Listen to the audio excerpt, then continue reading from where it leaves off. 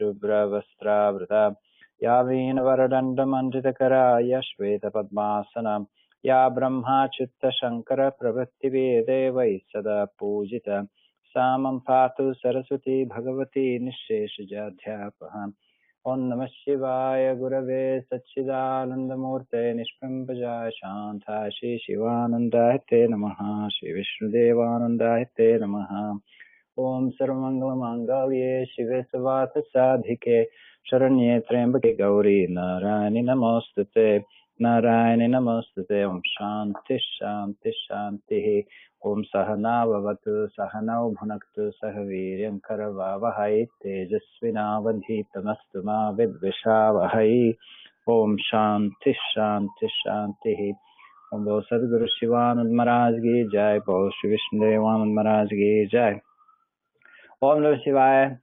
The class is being recorded, so you have no problems if you miss any words, anything like this. We begin with Gita, just to sing a little bit the introductory of the Gita, which is called Shri Gita Dhyanam, at least a couple of verses, so that way we can get our tuning. Hello, Isabel. And we're going to start now. Om Partaya Pratibodhitam Bhagavata Narayanena Swayam Vyasena Grathitam Purana Muninam Madhye Mahabharatam Advaitamrita Varshinim Bhagavatim Ashtadashadhyayinim Amba Tvam Anusandhadhami Bhagavad Gita Bhavadveshinim. That's enough. So the first verse says, "O Bhagavad Gita, O Mother, with which Arjuna was illumined by Lord Narayana himself." So Lord Krishna is considered to be an incarnation of Lord Vishnu. So Lord Krishna is the 8th incarnation of Lord Vishnu. So Arjuna was illumined by the teachings of Lord Krishna, and of course through Arjuna, all of us. And he says the one who was the Gita, which was composed in the middle of the war of Mahabharata by the ancient sage of Vyasa, of Divine Mother, or Destroyer of Rebirth, the shower of the nectar of Advaita, so the Vedanta, which teaches the philosophy of oneness, and consisting of 18 chapters. Of affectionate Mother, I meditate on thee. So that's the beginning. As for auspiciousness, we begin with this kind of a verse.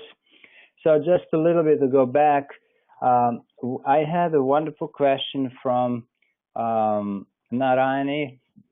As I'm telling you, majority of people here from Canada, they seem to be meditating on the Gita all the time, and that makes me very happy. So this particular question was something like this: which part of the Gita or the Mahabharata exactly fiction, and which one really took place? Now, as far as my knowledge goes, which is not the absolute, the war of Mahabharata truly took place at the field of Kurukshetra. When you go to India, there are still places in India where apparently Arjuna and his brothers went. For example, there are caves in Himalayas where the brothers were, residing in or were traveling through. So in a way, this war truly took place. We have to accept it like this. But on another level, we do have to remember a very important thing, and that in this universe, no phenomena is independent from other phenomena. Therefore, in everything there is a meaning. For example, if you go to a Chinese medicine doctor or somebody, Ayurvedic doctor, even where your mole is on your hand, even where you may have the redness, has some deeper meaning in terms of why this particular thing took place. So in the words of a wonderful British poet, William Blake, who said, one cannot pluck a flower without causing a distant star to fall. We must understand that every event that may take individually or apparently individually in our body or in our mind, has corresponding meanings and also resonance and effects all over, everywhere in the creation. Another important thing, because of that complexity, the different events can be read on many different levels. And in taking this particular war into account, it would be useful for ourselves to not look at it in a historical sense, but it's to look at it in what this war truly presented for us. Because even the events, as I said, have a deeper meaning, a deeper effect on creation, on humanity, and so on. So this particular war is something that we can approach, I would say, primarily in a mythological, in a metaphorical sense, because this is how it's often commented upon by great masters. For example, Shankaracharya did not comment on this scripture in a metaphorical sense. But many other acharyas that came, or many other teachers, they did actually comment on it metaphorically. So that doesn't mean that that is wrong.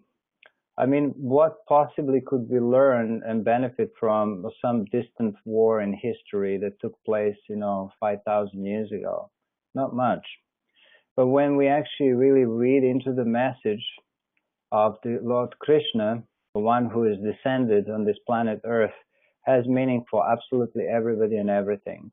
And I think this is the way to look at it. In the stories of India in particular, it's very complex, the relationships that they may exist within a particular event. For example, if the names are given, they mean something. If the names are given in a story, they may represent different aspects of the mind, or they may represent different levels of creation. Even in our Christian literature, we have things such as, for example, creation took place in 7 days. Now, of course, if you take it literally, then you have a problem, because how is the Lord figuring out that the creation is going to take place in 7 days when the time did not even exist at the time of creation? So naturally, when we look at that, we have to understand it that the creation of 7 days represented the creation of 7 chakras, and the materialization of creation coming from the causal levels. So instead of concentrating on some facts and trying to figure out who and when died and all this, I recommend that you read it as a metaphorical thing, and you will enjoy it very much. For example, in the Mahabharata in itself was the war, or was also the epic about the war. But then the epic was not written just to portray the war. It was a means to actually portray the teachings of the Vedas in a very kind of condensed, beautiful form, but also in a way that the number of people can comprehend it. Because if we go directly to the Vedas, very few people can understand what the Vedas mean. So from that point of view, it is wonderful to have a book like Ramayana, or scripture like Ramayana or Mahabharata that actually speak about the same principles that are in the Vedas, but through the medium of stories and the names and so on. For example, the word Maha means great, Bha means light, Rata means that which is involved in spreading light. So Mahabharata is the scripture that is actually it's spreading the light of knowledge of spirituality. So like this, different names mean different things. For example, the word Ramayana also has a meaning. Rama means the inner self as pure joy. Ayana may mean the path, may mean the journey, may mean the story. So it's a story to one's own self. It's the story of Rama. In the Ramayana, Lord Rama fights a demon, Ravana, which represents the ego. So in this particular story, the Bhagavad Gita, which is truly not the story, it's the teaching now, it's coming up now. It's very interesting to see how some names have been coined. For example, Dhritarashtra, the name of the blind king. I hope you have a copy someplace that you can read a little bit. And if I tell you the number of the verse, maybe you can have your own copy and we can look at it. Dhrita means firmly, Rashtra means held, and Rashtra means a country. Now, of course, they may represent the king himself, but they also may represent the body, or may represent an aspect of ego. And his son, who is the oldest, the most powerful, and most negative, whose name is Duryodhana, we already went through this. He is someplace in the 3rd or 4th verse of the 1st chapter appearing already. Duryodhana means Dur in Sanskrit, D-U-R. D-U-R means bad or difficult. Yodhana means fight. So one who is difficult to fight is Duryodhana. And what is difficult to fight is the ego. That's how we interpret this. Then, if we think of the name of his uncle, which you may not know now, but the name of his uncle is Dushasana. Now, Dushasana, Du means bad, Shasana means discipline. So one who is difficult to discipline, right? It's the mind that goes out of hand. So these are names all given for a reason. And also they have, as I said, multi-layered meanings. You do need a teacher. You need to know somebody who actually understands the story and also knows Sanskrit to explore some of these hidden meanings. And this is a very important thing. Whenever you study Indian scriptures, you have to take them in a metaphorical sense. You know, during the 9 nights of Navaratri, we have the same thing. Goddess is fighting for 9 nights. What do the 9 nights mean and all that? So this is all rather beautiful, I would say. Okay, so I hope Narayana is happy to some degree. The first verse of the 1st chapter. If you have the book, this is just to kind of go back to where we left off last time, but I'm just picking up a little story here for some people who may have missed a few things, or for those people who are not present. So the first chapter is called Arjuna Vishada Yogaha, the yoga of the despondency of Arjuna. So what's important that you understand that the chapter is not called the despondency of Arjuna. It's called the yoga of despondency of Arjuna, which means that we can take a particular negative feeling or emotion, and by approaching it in the right manner, we can make it into a yoga. Yoga meaning here into a tools of development and growth. And we will see why this despondency comes. The first person that speaks in the story is the blind king himself. It's the father of this very negative man who is fighting the 5 good brothers. And the 5 good brothers are led by Arjuna, and Lord Krishna is their charioteer. So just to remember, that's on one side. So 5 brothers and Lord Krishna. And on the right side, or on the other side, we have Duryodhana, who is the leader of the negative army, which normally outnumbers the good ones, which is the situation in our life. We start off with a fewer strengths, and we see with battling many demons in our lives. So the first person that speaks is Dhritarashtra, and then he uses a very important word, which I don't know if you have a Sanskrit transliteration, but the word is Dharma Kshetra. I have sent you some papers, so I hope you can follow them. And I want to elaborate a little bit on this. First, I will read the verse. Dhritarashtra uvacha dharma kshetre kurukshetre samaveta yuyutsavaha mamaka pandavaschaiva kimakurvata sanjaya.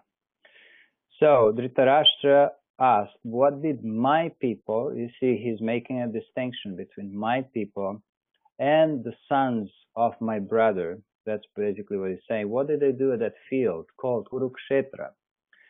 So this is a very interesting beginning of a wonderful, wonderful teaching that is going to come up.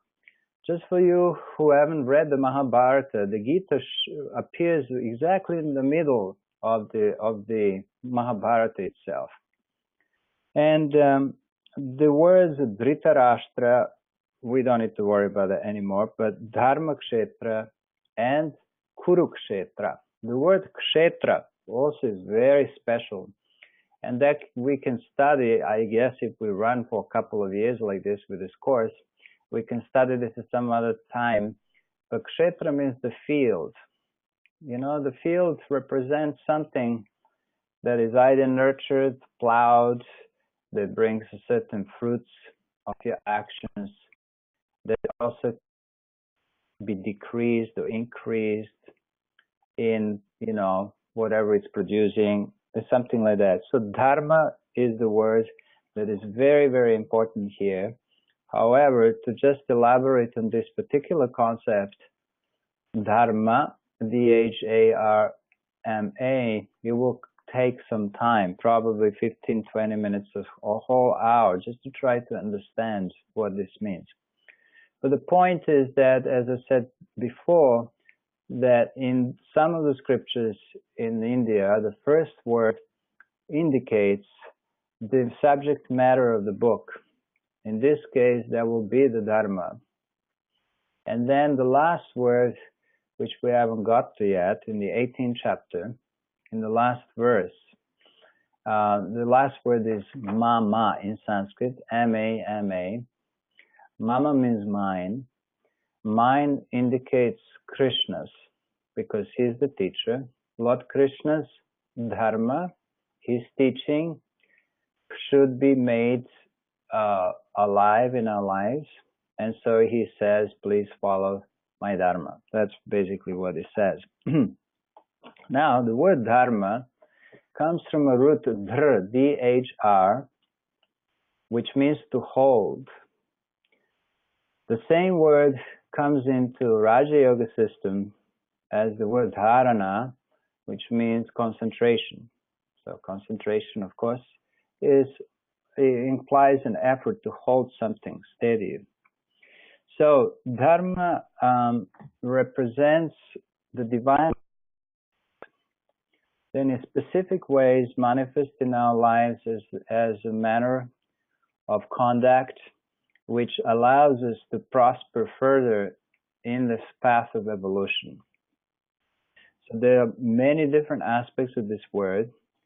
And so just to, before I even elaborate on it, just to say that the word kshetra, which means the field, relates to life. The field is the life that needs to be lived according to higher principles, which is called Dharma. And so Dharma means that which holds together. So these are the laws that are not man-made. These are the divine laws that exist within the creation. And these laws within the creation support the existence of anything within that creation. So there are laws, for example, that are behind how a plant should grow, right? These laws are not given by human beings. Human beings are only the beings that read the laws. So when, for example, if the plant needs a certain amount of humidity or sunlight, this is not given by humans. This is given, these laws exist within the very kind of foundation of that plant. So the word Dharma, so like this, we have laws that can be, you know, on the level of plant life, animal life, human life. We have the laws that determine social life, family life, and so on. But they're more subtle than just kind of certain laws that we can. When we use the word law, we think of it more kind of in a mechanistic sense, as though something that is, speculative and it can be changed this way and that way. But the Dharma really is the intrinsic nature of structure, if I may say, of any individual. So it's when we use the word Dharma, we use the word Swa with this, S-V-A, Swa Dharma. So Swa Dharma means the Dharma on one's own self. Now, the Dharma is in itself could fill volumes because it has so many multi-meanings in it. And as I began my story about the Gita, telling you that there are many metaphorical meanings in the words, so also in the meaning of all Sanskrit words, there are multi-meanings, that they may mean different things, and Dharma is one of them. So one of the meanings of the word Dharma is the law, another one it means religion, another one it means moral conduct. So like this, all these things are actually interrelated and they interplay with one another. So when we say Sadharma, Dharma, this is like the foundation of one's personality. But when we look at it as what is the specific nature of ourselves, it is something that spontaneously manifests from ourselves. So when I know some of you, for example, and I see, for example, what you do in a particular line of your work, and you realize that this is your Dharma on one level. Now, when that work is taken as the ways of your growth, that becomes a true Dharma. So like this, for example, my Dharma is to teach. Yes, it was also to be a Swami and everything, but my Dharma is to teach, and I proceed to teach, whether even I have only one student or 1,000 students or by myself, and I'm teaching just the walls, that's what I'm going to be continuing to do. And if I was to try to do something else, to work in the McDonald's, I would not sustain myself. It would not be natural to me, and so I will have to come back to teaching. You see, obviously, who you are and what you do is not just limited to one line of activity. So within that Dharma, for example, that you live, you may be a partner to somebody, you may be a mother to somebody. So there's like a multi-dharmas in it. But the essential principle of Dharma is to do that which is right for your evolution.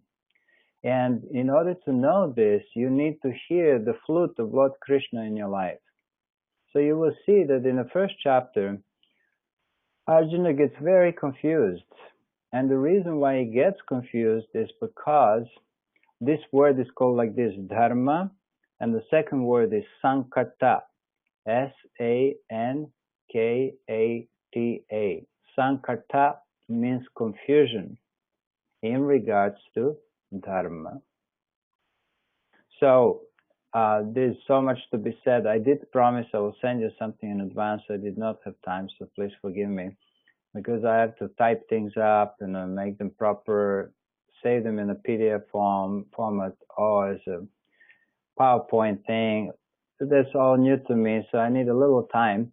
But I have, making a little pause here, I have recommended that maybe we continue this course for a little longer when it's feasible for us, rather than just finishing it again in a couple of weeks. I just want to say that in the first 2 weeks of 1st to the 14th of February, I'm not going to be in the country. So if you would like us to continue, do let me know through the email, and I would be happy to continue to teach it like this. I would rather do like one verse at a time, and you really thoroughly understand it, even if we do 2 chapters, than to rush through the book, which is highly complex, and you need to have a good background to study it. So I leave it to you. Obviously, I must have convinced you that we should start to study it longer. So let's say we do a 3-year course. I think that's feasible and for most people, and because we make recordings of these things. Okay, so ready now. Dharma Kshetra. So that's one meaning of Dharma. There are many other meanings. and we will be concluding the book with this subject in 3 years' time. So by that time we'll all look slightly older or younger, depending on everything. So the Dharma Kshetra has several meanings. One means it's a field of development. So how to understand this? The Dharma could be perceived also as your body, as your mind, as your intellect. So the self-development within the laws of Dharma is called Dharma Kshetra. So Kshetra is the field, means life itself. Then it is the field in which the high principles and ideals are kind of fighting with the lower mind, lower instincts, and so on. And guess who is going to win? You got to know that. It's the good guys are going to win, however few they are. So another meaning of Dharma Kshetra is that which protects the existence of spirituality in life or divine laws. That is also Dharma. Okay. Then Dharma Kshetra means that which helps the growth of Dharma. And it also generates the ideas of it. It's not always easy to know what the right thing is to do. In fact, for most of our life, we found this very confusing. Why? Because when the difficulties come into our life, our general attitude towards it is to think of the way out. You know, sometimes we may abandon something because we just cannot face it. So this is something to be discovered by each person individually. Now, the second name, Kurukshetra, is a very interesting name. Kuru was a great king who did a lot of austerity in this particular field where the war was going on. So because of his austerity and because at that place many sacrifices were given or made to gods, it became very holy. And it was considered to be like an entry point into heavens. So I will tell you also, some of you know this, of course, that certain places on this planet Earth are like the entry points or exit points. So it depends how you see it. So some places in this world are spiritually, energetically so charged that they become good places to die. You know, like you have Akashi in India. So you have so many other places that people actually, when they're ready to go, they go there. I don't know in America, any other place, people generally go to Florida, and then when they're ready to die, they just die. But it's good to die. So this particular place is kind of an entry point from that point of view. But there is something else also. It is said when you're sometimes in a particular energy field of a place, in this case like a Kurukshetra, that energy field of the place impinges on your aura or your mind, and it stimulates the spiritual impressions in the mind. So that's why some people go to die to different places, is because they're hoping that the best of the impressions will be awakened, so that they have a better death and a better rebirth. So in this case here, what happens is when the aura of a place impinges on the aura of a human being, is that it may bring up the merit that there was hidden there. You know, merit means good karma in this case. Or for those who have a good karma, a particular type of merit, it may be increased if they happen to die in this place, or even if they have to fight in that place. So if you think about this, when you go to a temple in India, some great temples, the reason why people visit temples is because the temple's auras are so powerful and they have a power to cleanse the aura of human beings and to awaken the positive samskaras. It could happen the other way around. If you were to come from India, having spent there some years, and you come to New York City, you will have the New York City impinging on your aura, and you, instead of thinking in terms of mantras, you'll be thinking in terms of money, or you may want to go dancing someplace and doing different things. So the places have the composite energies.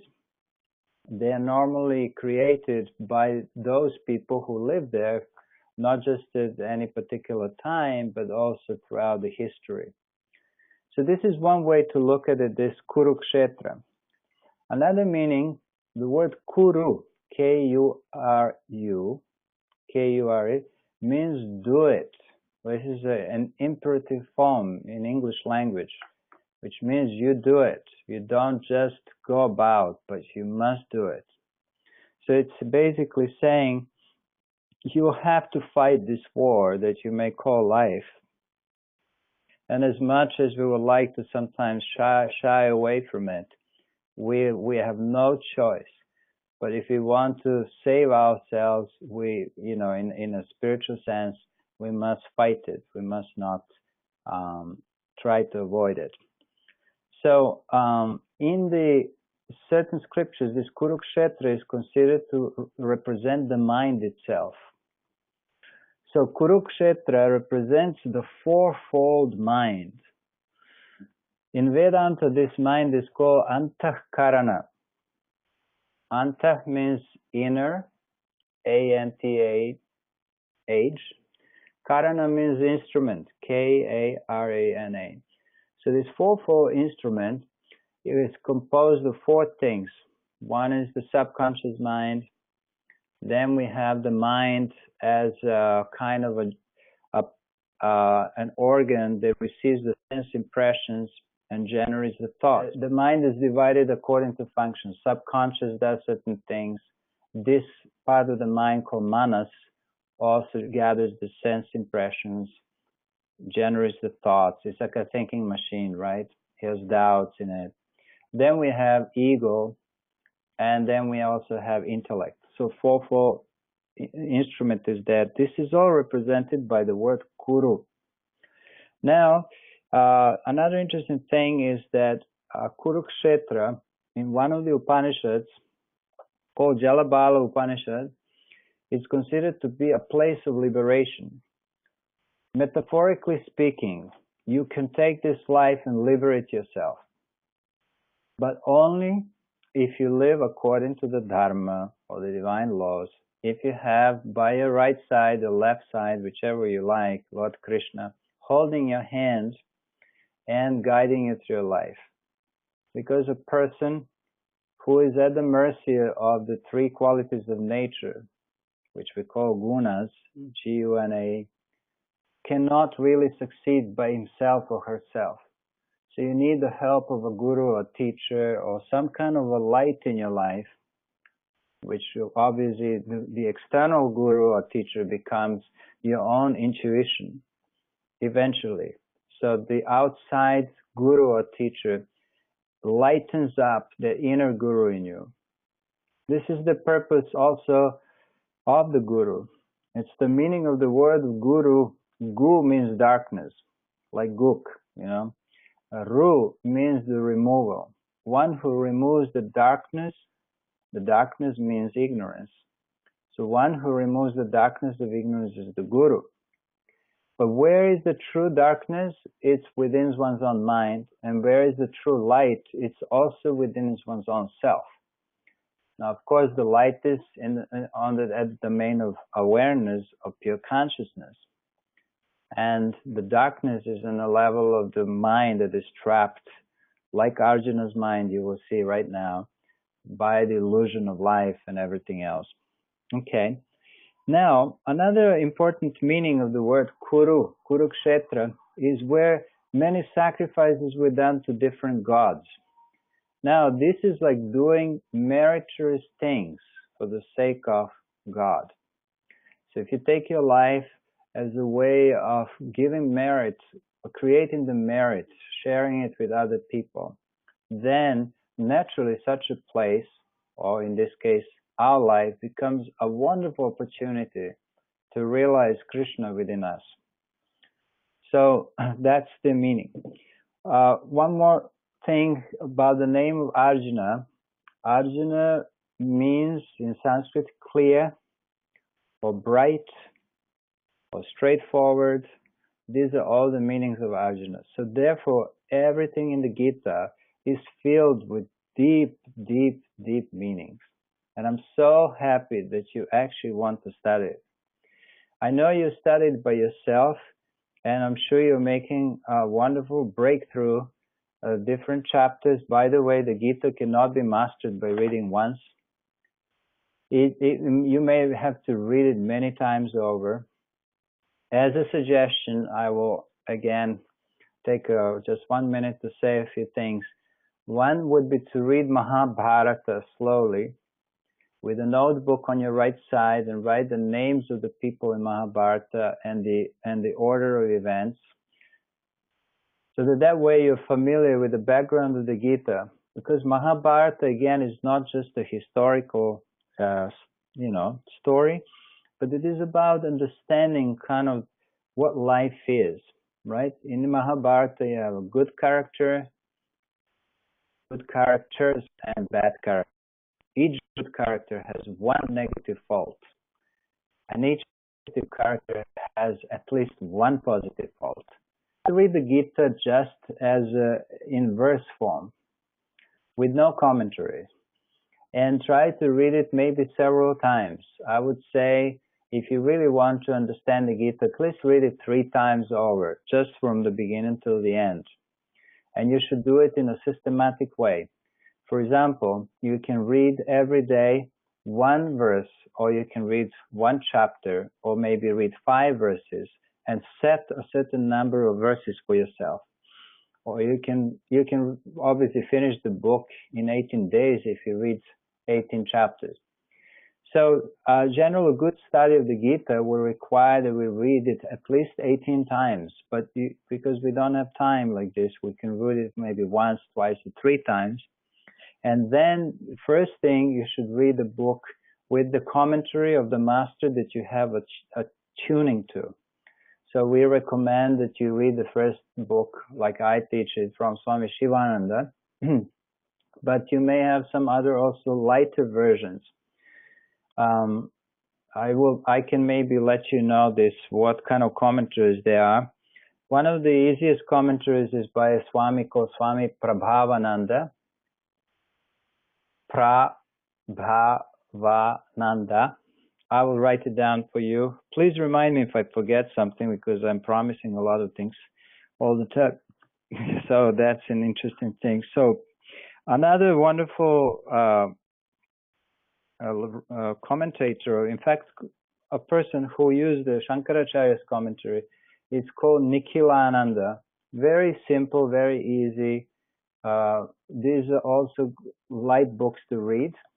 Swami Shivananda's book is not an easy book to read, because his book is primarily focused on the Shankaracharya's commentary, and then Swami Shivananda adds a little bit from some other commentary, but most of it is really Shankaracharya and his own experience. We have to remember that he was completely an enlightened master, so he could speak the Gita from his heart. He understood it. For many of the people, they may not know, but Swami Shivananda has a revelation of Lord Krishna, who was his, we call them in Sanskrit, Ishta Devata. It was the deity that manifested to him as the reality. So this is a wonderful thing. So basically, going back to, read the Mahabharata, read the Gita, and then we'll systematize some practice. And while I'm here already, maybe I'll just add one more thing.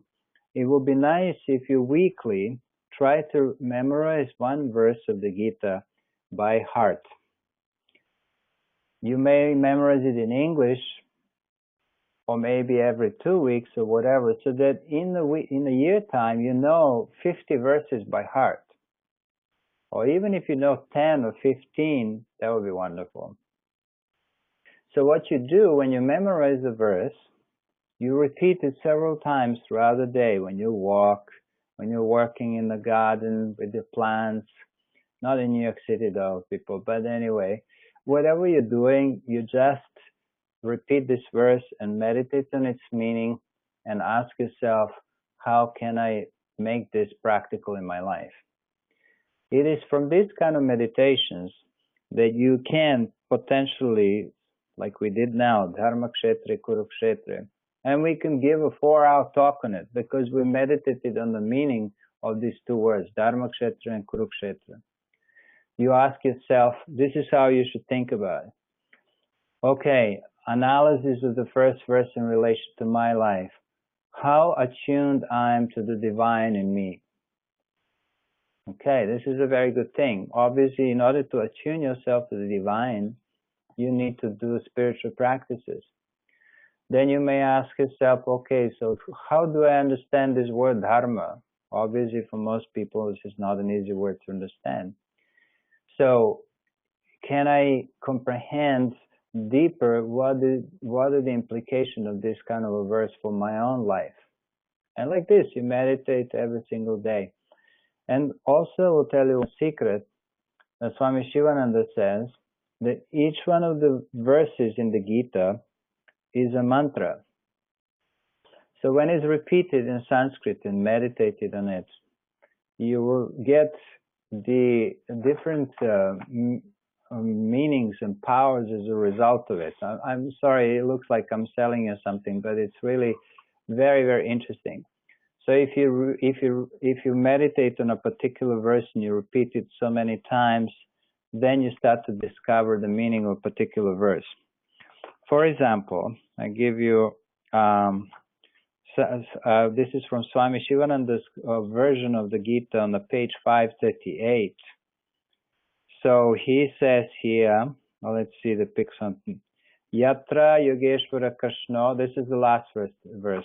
Yatra Yogeshwara Krishna. Yatra. So he says, wherever there is Krishna, wherever there is Arjuna, just making it very simple. So what is the effect of doing a mantra of this verse, repeating it as a mantra? The effect is that you will get the grace of the Lord just by repeating that one verse. So be ready, people. You want self-realization? This is a perfect way to do it. So you got it now. This is the very first verse we just analyzed. And I will repeat it again what I said last time. The story is simple like this. The Arjuna is supposed to fight. He's very energetic, very strong. However, once he saw his teachers and relatives, obviously this was a family kind of war, almost like a, how would I say this, within a city or within a family war. So he saw these people and he started to lose the enthusiasm, he started to get really depressed.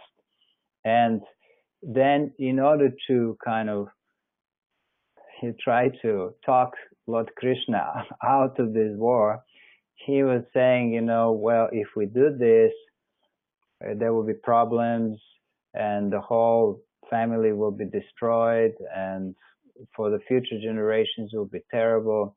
So what he actually did in the first chapter, he was quoting some very important teachings from scriptures, but they had no correlation with his situation at that particular time. And after all, if I may use this particular word, this war was sanctioned by Lord Krishna. I don't think that the Lord sanctions the wars and such, but it was a righteous situation. If you read the Mahabharata, you will see that the bad guys were trying to do all kinds of bad things to the good guys and killed them several times over. They even sent them in exile for 13 years. They came back and they said, only 5 brothers, can we have our kingdom back, our part of the kingdom? Then the bad guy said, no, you can't have it. Then he said, well, can we have at least 5 villages for 5 brothers, just to have something? He said no. Then Duryodhana said, you won't get even this much land or enough land to draw the pin thread. And that was why this war took place, because they were robbed of everything. And in the interest of the city and the country, it was important that the kingdom came into the right hands. Otherwise, if the bad guys won, it would be like having a mafia run everything. So this was how it was. So let us go now to the story. So around the 26th, 7th, 8th verse, Arjuna starts to feel a little agitated, and eventually he starts to shiver, and he starts to show the signs of a collapsing, almost like of a nervous breakdown. And then he says, I don't know which one is better, whether we kill them or they kill us. He was so confused. And because he was confused about what the right thing is for him to do, he even thought, oh, maybe I just go and, become a sannyasi and Swami, I just beg for food in India and that's it. It's much better because then I can live a life of, peace and quiet and all that. So this is what he was saying. And he was almost telling to Lord Krishna, don't you see the evil that is going to come out of this war? But you have to remember that he was 5 minutes back, he was ready to fight all of them for his own people. So this is kind of a story. And at the end, he basically said, I will not fight. And he sat down and he was upset. Where you may feel also sometimes that that you cannot fight your own life, your own war, and then you just sit down and say, okay, I can't do this. Of course, at this point, you do need to move away from this historical idea of the war and try to understand it on a deeper level. So I want to give you a few more words here to understand this whole thing, and then we can enjoy the beginning of the teachings. So in the second chapter, which is called Samkhya Yoga, I hope you have the book in front of you or something, but Samkhya Yoga is another name for Jnana Yoga, or for the yoga of wisdom, of intellect, self-knowledge, and so on. And the reason why it's called Sankhya is because this word is derived from a word Sankhya, which means number. And the way to understand the meaning of this word is to think of it, what it means in etymological sense. The word Samkhya means the sequence of logical enumeration of arguments. So we put arguments forward in a logical way, several of them, and on the basis of these arguments, we come up to with a conclusion. So Sankhya represents intellectual analysis. So this is why this chapter is called this way. Now, in the second chapter, Sanjaya said, the first verse reads like this: to him who was thus overcome with pity and who was despondent, with eyes full of tears and agitated, Lord Krishna spoke the following words. So Lord Krishna was listening to his arguments, in the first chapter, and he was probably nodding with his head and had a little smile, like Lord Krishna always has a mystical smile on his face. And he was probably saying, I know. Okay, so he said, Kutastva, in Sanskrit. So whence is this perilous strait come upon you, this dejection, which is unworthy of you, which is disgraceful. and which close the gates of heaven upon you, O Arjuna. So he kind of gives him a little harsh answer here, and he says, how could you just suddenly give up, And he didn't say, I am on your right side, but he said this. So he says in the Sanskrit very powerfully, Klaibyam ma smagamaha. You must not give in to impotence. Very powerfully. He says you must, it doesn't befit you. Just throw off this weakness of your heart and stand up. And to remind him that he was a powerful warrior, he calls him in Sanskrit Parantapa, which means all scorcher of the foes, of enemies, the scorcher of the enemies. So this is how he tells him. Then Arjuna is still perking up a little bit. He's giving some signs of life and naturally some signs of also still arguing, right?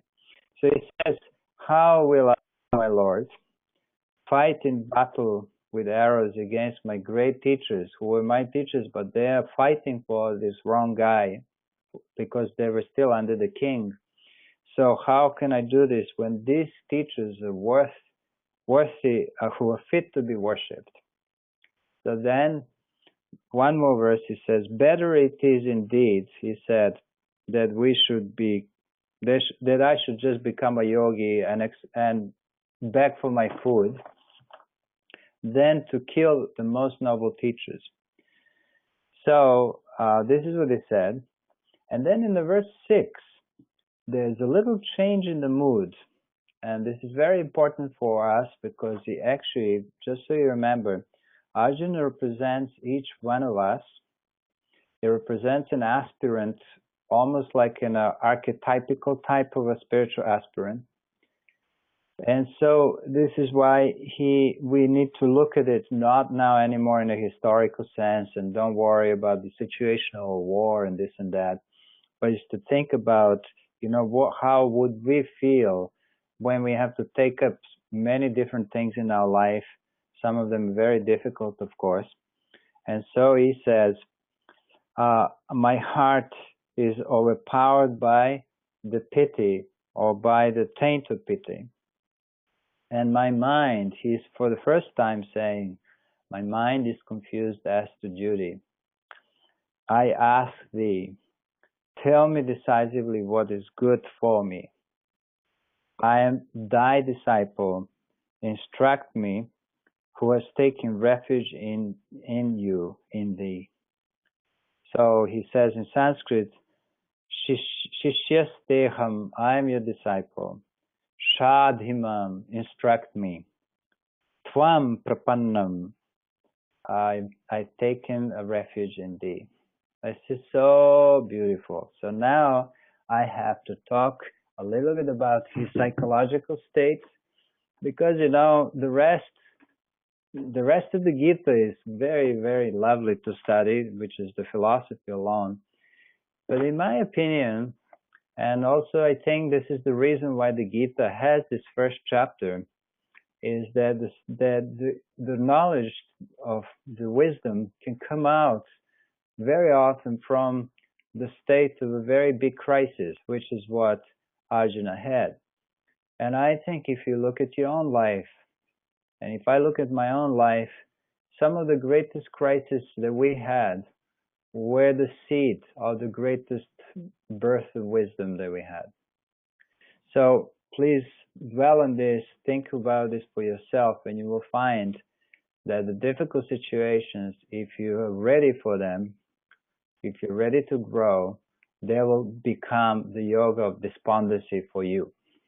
So I want to share a little bit, a few very important points, and we'll see what this is.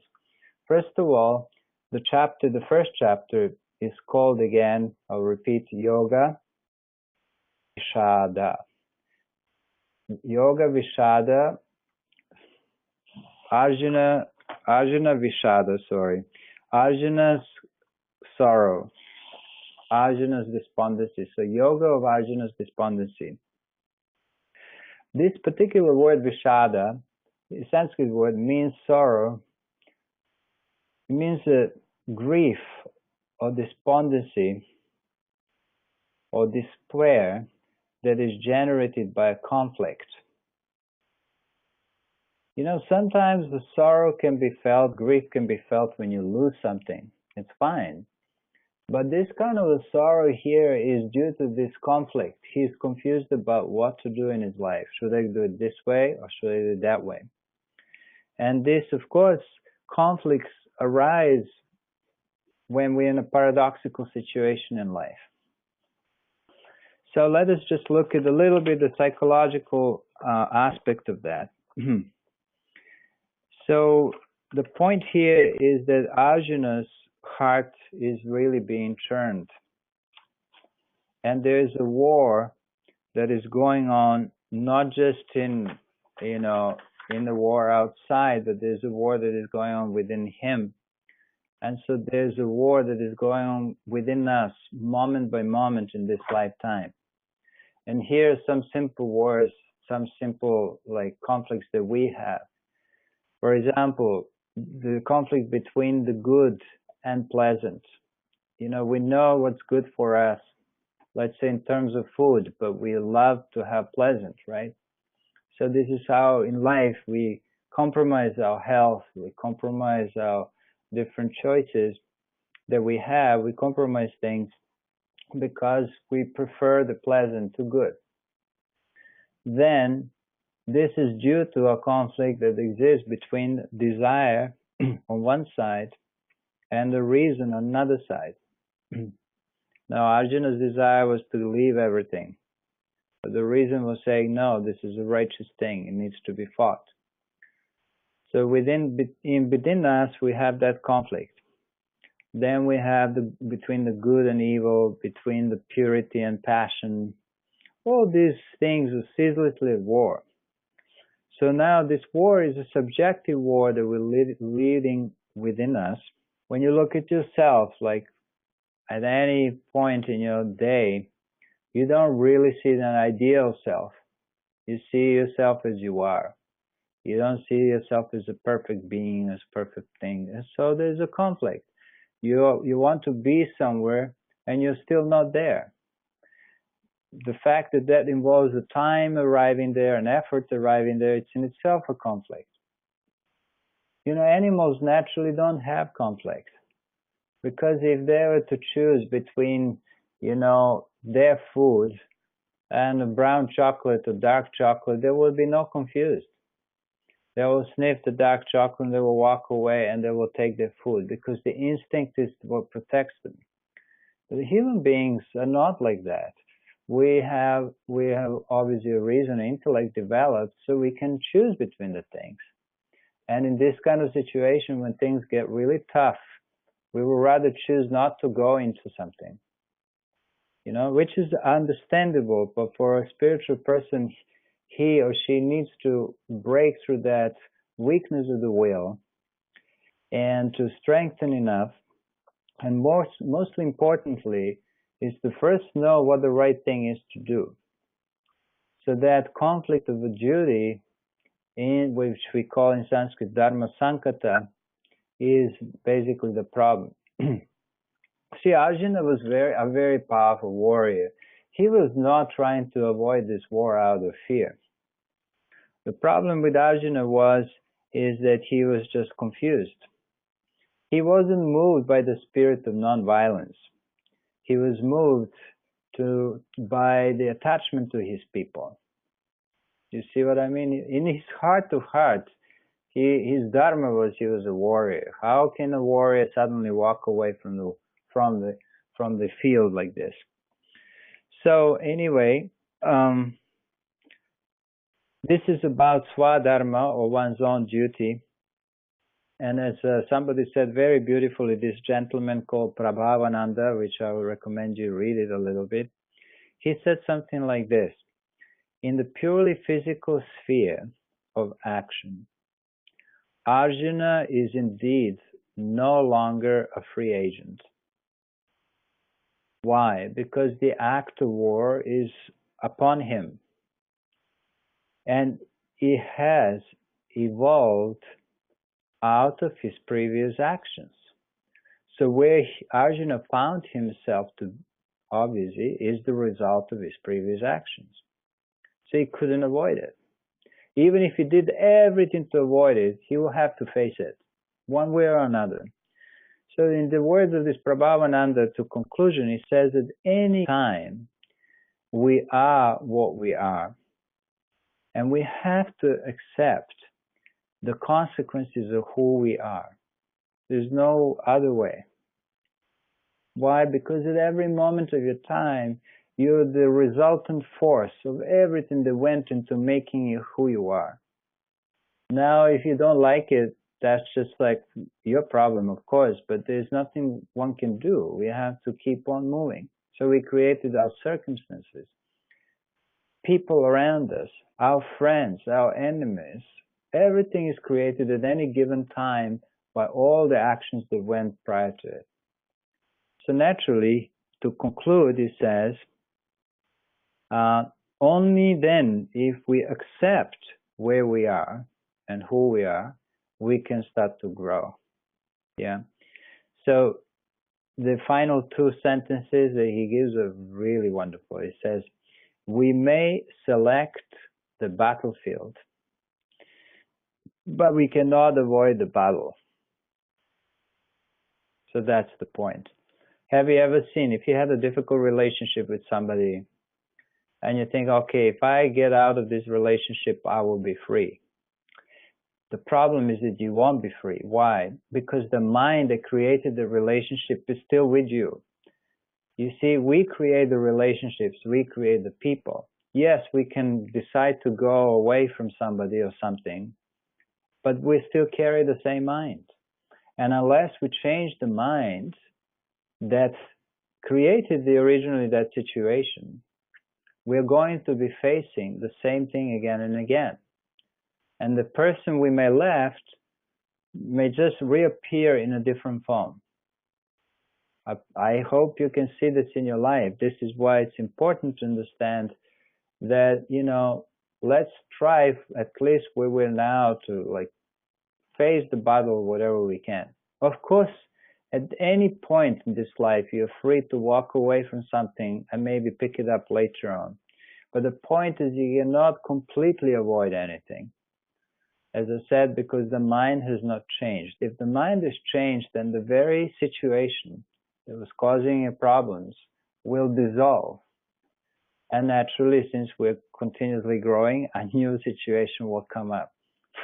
There will be something else to learn. So that's kind of the idea that a spiritual aspirant has to take some kind of a level of dealing with things as a means for his spiritual evolution, not to concentrate on bad or good or anything like this. So in this way, the Dharma will be able to be lived there. Okay, so that's the conclusion of our first chapter, and now we're going to this second chapter very happily.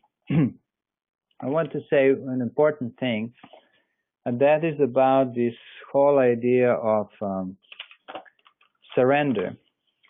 You see, the whole teaching hasn't even yet begun because the Arjuna hasn't surrendered yet. Once he surrenders, then the Guru can start to put the teaching into his heart or to share his teachings. So Arjuna's situation is a typical of us too. Each one of us is at the threshold of the renunciation, in a sense. I'm not saying the renunciation that, you know, each one of us is going to end up leaving husband's wife home and live in a cave, but truly to move from the life and matter to be kind of stepping out of the box, to try to think with your head about the phenomena, life, death, and all these things.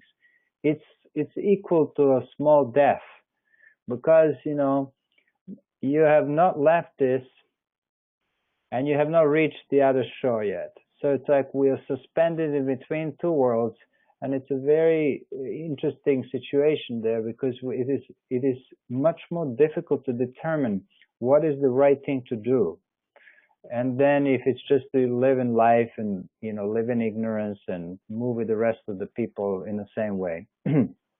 Okay, so the point that comes here is that we must ask for some help, and comes Guru sends some kind of a sign that whatever guidance, the first guidance that we receive in our spiritual life may even come from a book, from some suggestion, can come from a person.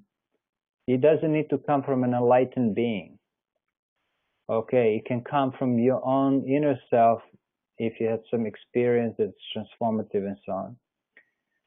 So when we actually start to really recognize the laws of Dharma and to really start to tune ourselves to what is it that God wants us to do, then we call that surrender. And until you surrender, it will be always some doubts and some problems. But once you surrender, you can only expect that the best will be happening to you moment by moment in your life. Even when you suffer, even when you have difficult times, still the best things are happening. Because why? The things that we want for ourselves, that are based on the ego, are based on desire, are not always the best for us. We know that. And the things that are based on our perception of higher perception of discrimination, even if those do not quite qualify as pleasant things in our life, are generally the things that awaken us in a deeper way and carry us further. Now, having said this, I don't want you to think the spiritual life is all about suffering, because this is not the idea. It's really it's about learning. It's about learning how to proceed in the spiritual path. So, as I said, to the extent that you're able to surrender, the best will always happen to you. And this may not be in conformity with what you like, but it will be the best for you to evolve. So this comes all to the 7th verse, and this is really wonderful, because Arjuna, suddenly becomes quiet in his heart. He may still say one or two more words. And he says in the 8th verse, I do not see what will remove my sorrow that burns up my senses. Even if I was to get all the wealth and everything, if I was to conquer these people in war. Of course, Arjuna is putting it very simply. He's saying that if he conquers war, what he's going to get is the kingdom and the royalty and everything. But this is not as simple as he's presenting it here. He's truly representing a cosmic process, and he is also acting on behalf of all his people. Now, the 9th verse, which is like a calm, beautiful weather coming after a storm. Here, Sanjaya, who is the trusted counselor of the blind king, says a few beautiful words. Having spoken thus to Lord Krishna, Arjuna said to Krishna, I will not fight. Even though he said, I'm your disciple and I surrender to you, he still said, I'm not going to fight. So to him who is despondent, this is verse 10, in the midst of the two armies, Krishna, as if smiling, said the following words. The funny thing is it took 18 chapters for Arjuna to be convinced that he should fight this war. Which means that sometimes it takes a long time for the wisdom to be properly, it takes properly birth in our mind. So the teachings of the Bhagavad Gita begins officially from the 11th verse of the 2nd chapter. And this is one of the blasting sentences of Lord Krishna. You have to understand that Arjuna is not an ordinary person. So he's not getting his lessons like, Yoga 1, beginner's course, 2nd course, and so on. He's instantly taught something, and this is what happens. So what he was taught Lord Krishna said to him, you know, you have grieved for those that should not be grieved for, and yet you spoke the words of wisdom. So he's kind of telling him, yes, you spoke very good words, but they have nothing to do with your situation now. And then he said, the wise grieve neither for the living nor for the dead. So this is the official philosophy of the Gita, and from now onwards we're going to be talking more about what truly went wrong here. And in the commentary of Swami Shivananda, he gives wonderful explanation. And this is the teaching that's coming now is truly called Sankhya Yoga, because now Lord Krishna is going to enumerate several reasons, and will give statements which are like a higher education for Arjuna and for all of us. And with this highest philosophy that is going to give him right now, Arjuna is going to be gradually lifted up from his very poor state of health, spiritually speaking, and it will eventually recover. Okay, so he says the two problems that we have here, Shankaracharya also mentions. One is called moha in Sanskrit, M-O-H-A, moha, which means it means enchantment, but it's also translated as attachment. Is the second word, S-H-O-K-A. So shoka means sorrow. So the primary cause of Arjuna's problem, or our problem, is due to the lack of discrimination between the real us, which we could say is beyond the body and mind, and unreal, not just us, but everything else that is perceived in ignorance. So the real cause is the lack of discrimination.